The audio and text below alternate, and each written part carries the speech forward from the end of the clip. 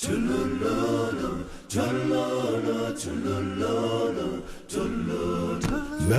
Rolihlahla Mandela began his life herding sheep and cattle in the rolling hills of South Africa's Eastern Cape. In his autobiography, part of which was written secretly while in prison, Mandela wrote, "I was not born with a hunger to be free. I was born free. Free in every way that I could know. Free to run in the fields near my mother's hut. Free to swim in the clear stream that ran through my village. Free to roast mealies under the stars and ride the broad backs of slow-moving bulls. It was only when I began to learn that my boyhood freedom was an illusion, when I discovered as a young man that my freedom had already been taken from me, that I began to hunger for it." Nelson Mandela's given name, Rolihlahla, literally means tugging at the branches of a tree. But at school, he was given the name of another famous leader. When I went to school, the lady teacher, Miss Mdingane, asked, "What is your name?" I told her my African name, Rolihlahla. She says, "No, I don't want that one. You must have a Christian name." So I say, "No, I don't have one." She says, from today, you are going to be Nelson." So henceforth, he would be known to the world as Nelson Mandela. As the son of a chief, Nelson Mandela had access to the best education available to black people in South Africa at the time. Studying at Fort Hare University, where he first became involved in student protest, his refusal to accept injustice, unfairness, and inequality would last a lifetime. South Africa, 1941. In his early 20s, Nelson Mandela moved to Johannesburg, where he first encountered the racial discrimination that would later become entrenched in law by the apartheid government. Working on the mines and later as a clerk in a law firm, Mandela pursued his law studies and joined the African National Congress, the oldest black political organization in South Africa. It was when I came into the African National Congress that I realized that Xhosas are only a part of the African people. That the task of the ANC was to unite the African people and out of them build a nation. In 1948, the nationalist government was voted into power by the white electorate in South Africa, and the battle lines were clearly drawn.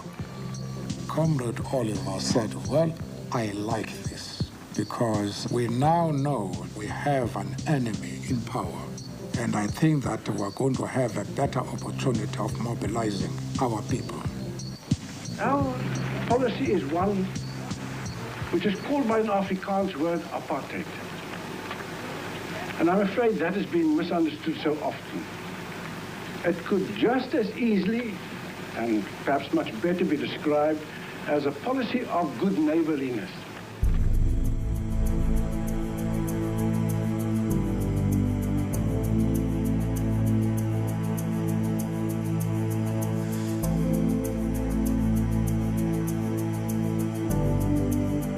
In 1955, the ANC and other organizations called upon people of all races to gather in Kliptown to approve the Freedom Charter, a blueprint for a free, democratic, and multiracial South Africa, in which all races would be treated equally.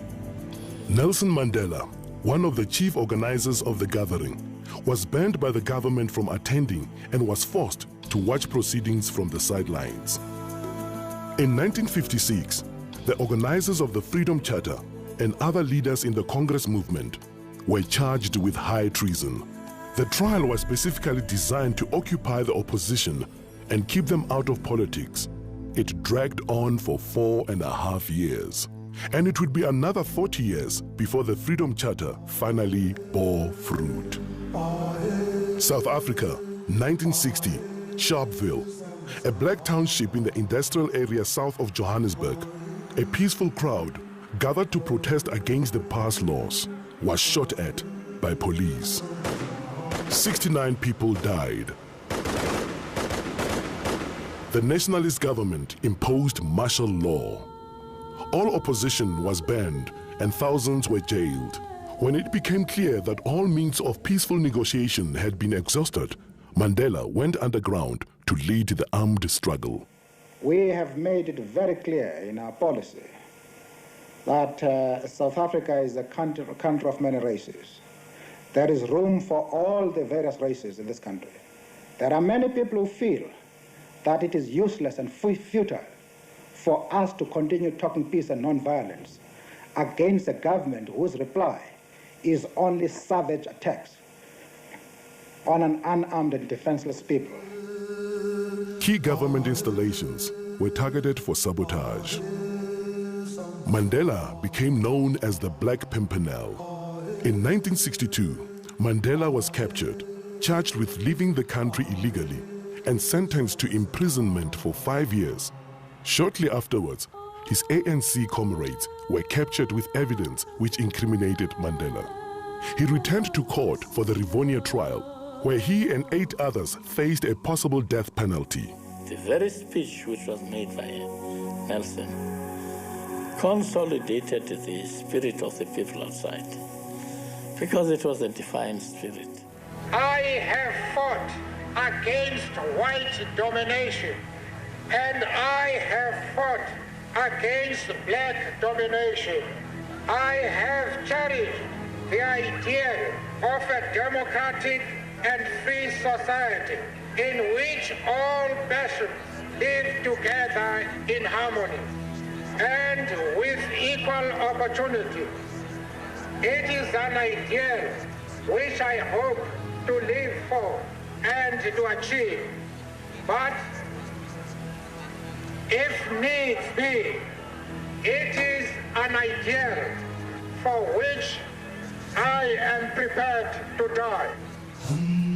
When Nelson Mandela and several of his colleagues were sentenced to life imprisonment in 1964, the political convicts were sent to Robben Island, the bleak island prison off the Western Cape Coast. Nelson Mandela was 45 years old when he became prisoner number 466 of 1964. He would be in his early 70s before he would again be a free man. Forced to perform futile hard labor in a lime quarry, the prisoners refused to be broken. Far from being diminished, Mandela's moral leadership and stature continued to grow while he was in prison. His young wife, Winnie, continued to be an inspiration to the struggle. That day is not far when we shall lead you to freedom. Amanda! Away to power to the people. But the struggle against apartheid would continue for another quarter century. While Nelson Mandela and his co-accused served life sentences on Robben Island, other leaders of all races and in all spheres campaigned for change. Many faced imprisonment or exile. And around the world, ordinary people showed their horror of apartheid and their support for the struggle. The purpose, friends, of this boycott is for the people of Britain to register on the widest possible scale their passionate protest against an evil and repulsive doctrine which says that a man's legal status, a man's political rights, a man's economic opportunities, a man's social position shall depend solely upon the color of his skin.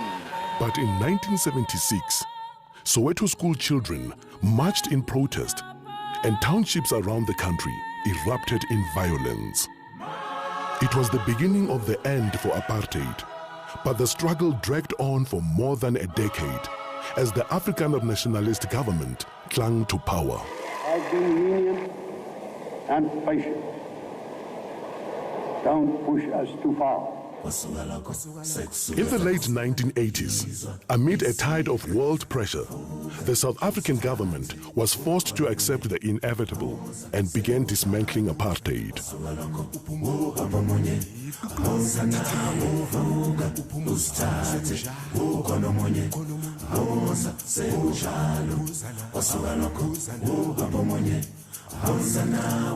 In 1990, at the age of 71, Mandela was released unconditionally.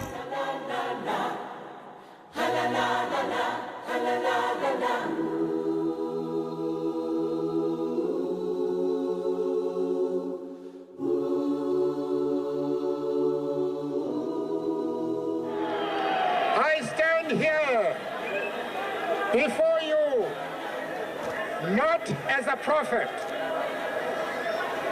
but as a humble servant of you, the people. I place the remaining years of my life in your hands. After leading negotiations for a new South Africa, Nelson Mandela cast his vote in the first free and democratic elections and became the country's first black president. Never, never, and never again shall it be that this beautiful land will again experience the oppression of one by another.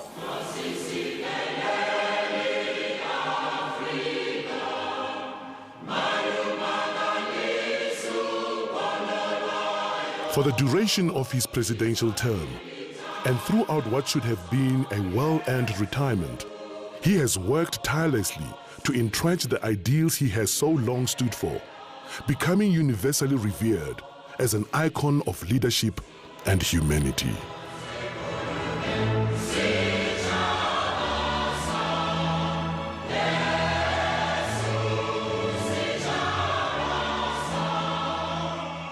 When I told one of my advisors a few months ago that I wanted to retire, he growled at me, "Coach, you are retired." If that is really the case, then I should say, I now announce that I'm retiring from retirement. But in his retirement from retirement, Nelson Mandela has continued to give his support and generosity in countless ways, creating an enduring legacy through the Nelson Mandela Foundation, the Nelson Mandela Children's Fund, the Mandela Roads Foundation, the Nelson Mandela Institute for Education and Rural Development, and the 46664 campaign. Through 46664, he continues to lend the full force of his extraordinary talent, intellect, and heart to a problem that faces not only his own country, but the world at large. Nelson Mandela, Madiba, we salute you.